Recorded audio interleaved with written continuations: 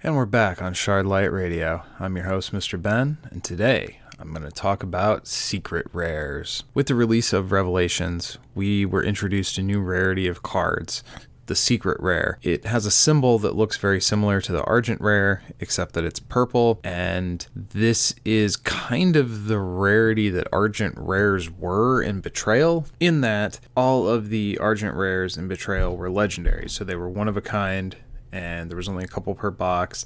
Argent rares in Revelations are, of course, 2 per box, but the secret rare is the next rarity above that, and these are the ones that are all legendary. So you only need one of each of these cards, and they're all pretty good. I'm going to go through each of them today and try to make a determination which one of them I like the best. So I'm going to start with the Mistshaper. Now, this is the Argent secret rare. It is a 2-cost, 2,000 power. That's fine. It's not an incredibly exciting amount of power. It is good. I mean, it's above average for a 2-cost, and it has the arrivability that you can search your deck for a unit that has the same name as another target unit you control and add it to your hand. So you're probably not going to play this on 2. So it's less of a 2-drop and more a combo piece or a fill-in card that you're going to play later in the game once you have something that you want to get another copy or 2 copies of. I think this is a great card to throw into basically every deck. There's very few decks where you're not going to have at least a few units that having another copy of that same unit would be good for you. And at 2-cost, 2,000 power, there's really no drawback to having this in your deck. It just makes you a little bit more consistent. The next secret rare is for the fire element. This is the 5-cost, 3,000 power Rain Blazewalker Commando. So first of all, this guy wins the contest for who has the coolest art, probably. Dude's like walking through a phoenix as it's being reborn. It looks super cool. A 5-cost, 3,000 power, that's fine. It's not at the power ceiling for a 5-drop, but it's not bad. It's not a drawback, like, say, Jamail, but we'll get to him in a minute. His power is when this card is expelled, you may reveal the top card of your deck. If it's a dragon or blaze walker with cost 4 or less, you put it into play. Otherwise, it goes to your hand. That's pure upside. You can definitely build your deck with a variety of blaze walkers and dragons. That's kind of what red wants to do. There's not a lot of units in that color that aren't blaze walkers or dragons, and a lot of the blaze walkers are just downright good when they're kind of used in synergy with each other. It also, if you miss getting a card into play for free, you could add it to your hand, so it's upside all the way around. Now, you can expel 2 units from your hand to expel Rain, and then he comes back to your hand at the start of your next draw phase. So there are definitely other ways that you can expel Rain. There's a bunch of different, like Rain, the champion, for instance. There's a bunch of different ways to expel units and bring units back from being removed from game in red. So this guy's very much on brand for that archetype. Unfortunately, I don't know that archetype is really where it needs to be highly competitive. I think it's more of a casual archetype, and in that space, it's a lot of fun to mess around with. Perhaps there's a more refined build out there that will optimize the results you can get from Blazewalkers and Dragons. I definitely think this is a good card, and if you like what the fire element is doing, or you like the Blazewalker synergy in particular, this definitely fits into that. Is it a linchpin to that strategy? Well, that strategy is not that tight to begin with, so I don't know that you have to run out and get this card. Unlike Mistshaper, which kind of fits into every deck and is a great card all around. The next secret rare by cost is Jamail, the Celestial Wielder. He is a 6-cost, 3,500. 3,500 for 6 is not great. It's not horrible, but that you're not playing this guy for the body. Let's say that. That's 6 cost for 3,500 is a little disappointing, especially when you're playing blue, which could have that same stat line on an Akuma Juggernaut for 1 less.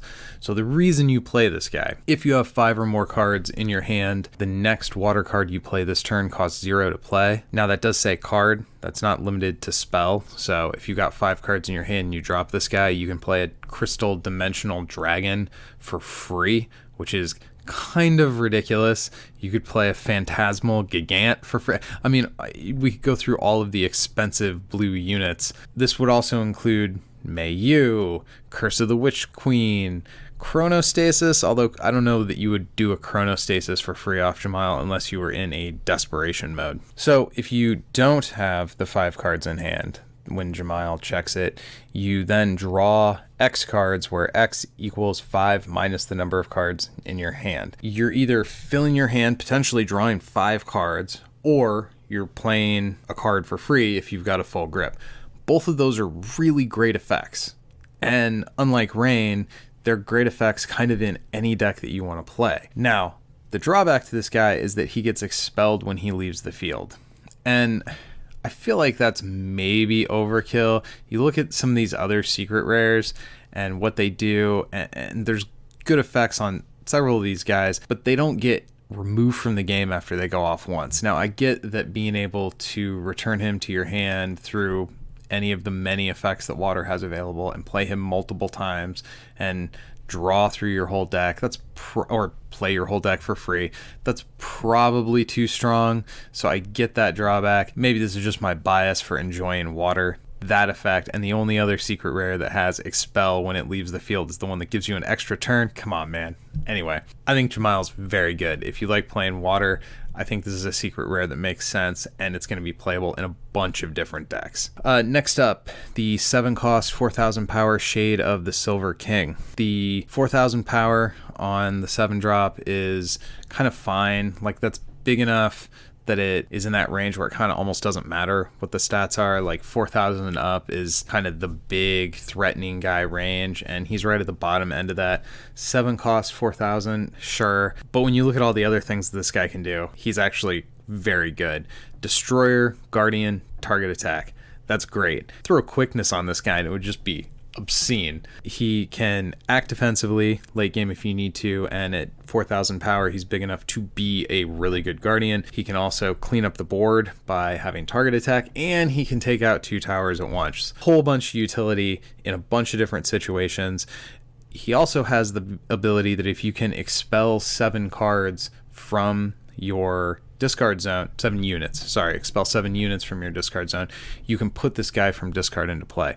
So you can play him, he dies, and he can come back for essentially free. There's a lot of ways to put cards into the discard zone, obviously combat, that kind of basic stuff, but with Aragon being a dark champion, this guy seems like a lock into any kind of grindy Aragon deck that wants to take control of the game and then just wreck somebody at the end or needs to turtle up. So it seems like the Shade of the Silver King, if you're the kind of player that wants to play dark, seems like he's going to have a really great home in Aragon, probably going to be good in a lot of dark decks regardless. Hoenna likes to put a bunch of units out on the board. Those units get killed. All of a sudden you get to play this giant thing again, essentially for free. Very good. So the last 2 are both 8 cost, and I'm going to take them Glory, then Celestial of Genesis. So starting with Glory, the Awakened Hero, this is an 8 cost 4,000 power. Now 7 cost 4,000 power was okay. 8 cost 4,000 power is worse for sure. This unit has Brawler, which is the new keyword that kind of acts like quickness and target attack combined, but only for the first turn that they're in play. And it has the arrivability to search your deck for up to 2 units with a cost 1 or less and put them into play. Light, which is an element that likes to have a bunch of small units in play that you then pump up with equipment. Also, when this card attacks, target light unit you control gains quickness. So when Glory enters play, she spawns a couple little guys that you can then give quickness to after you target attack one of the opposing characters using your Brawler. Pretty okay. Now, by itself, it's doing a lot, but it's like, man, I gotta pay 8 for that? Well, sort of. In Revelations, there is also a 2 cost augment called Glory the Sealed Blade. You can only equip this to a unit with cost 4 or more. That unit gains Brawler. When the equipped unit destroys a unit in battle, you can sacrifice the equipped unit, and if you do, put Glory Awakened Hero from your deck or discard zone into play. You can get Glory into play kind of for paying 2. Now, obviously, you have to have a unit that's cost 4 or more, but on turn 6, play a 4 cost unit, put the Sealed Blade on it, attack and kill some problematic something on the board, and then I get an 8 cost, which spawns 2 more guys, which I can then attack again. That seems like a pretty strong play. Is it absolutely essential? I don't think so. I think even if you're the kind of player who likes playing light and what light does best, this unit is kind of slow and clunky for the speed at which you want to be attacking with your little guys and their augments. And I mean, it's not bad. It's not like a complete disappointment to get this card in a pack or play this card to the field. It's definitely going to do some things. But in terms of the way I like to play light decks, I want to stay low to the ground and I want to come in pretty aggressive and fast. And this card, even getting it out on turn 6, while that would be a tremendous turn 6 to unit, Sealed Blade, kill something, Glory, 2 more units, kill something, give something quickness, that would be a fun turn. Is that optimal for what you want to be doing in a Liam? I guess maybe in an Auron deck that's moving a little slower, where you've got guys exhausted out. Not my favorite secret rare. The final secret rare in Revelations is Celestial of Genesis. This is an 8-cost, 5,000 power unit. That doesn't matter at all, although 5,000 power, it's better than 4,000, but it's kind of all in that big boy range where it's fungible. The big part of why this card is a secret rare. Arrive. If you have 2 or more air units, have returned to your hand from the field this turn, take an extra turn. When this leaves play, expel Celestial of Genesis. So returning 2 air units to your hand is not a big deal. You can do that with just Kite, Exhaust, Soul Burst. Maybe not the ideal way to do it, but even being an 8 cost, there's things you could play that cost 2 to return 2 units. There's things that cost 0 that can return units. So air has lots of ways to bounce units, and taking an extra turn is ridiculously good. I think out of all of the secret rares, the Celestial of Genesis is definitely the most powerful. However, the issue I think this card may run into is that, kind of like with Glory, the Awakened Hero, air tends to want to be a little more aggressive than grinding out for some control-y type finish.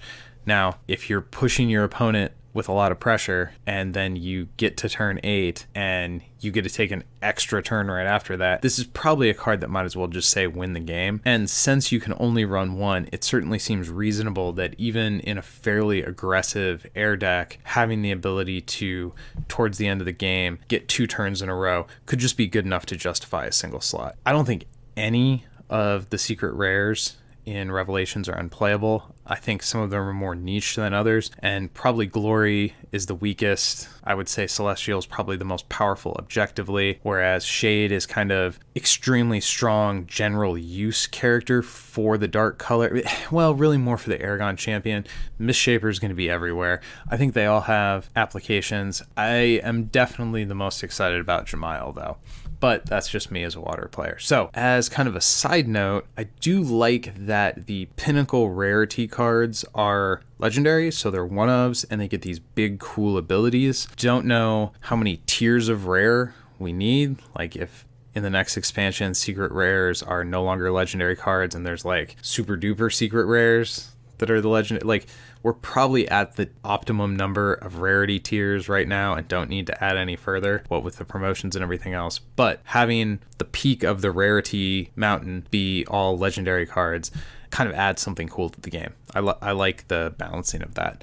So anyway, that's my thoughts on the secret rares and Revelations. Until next time, go win some games.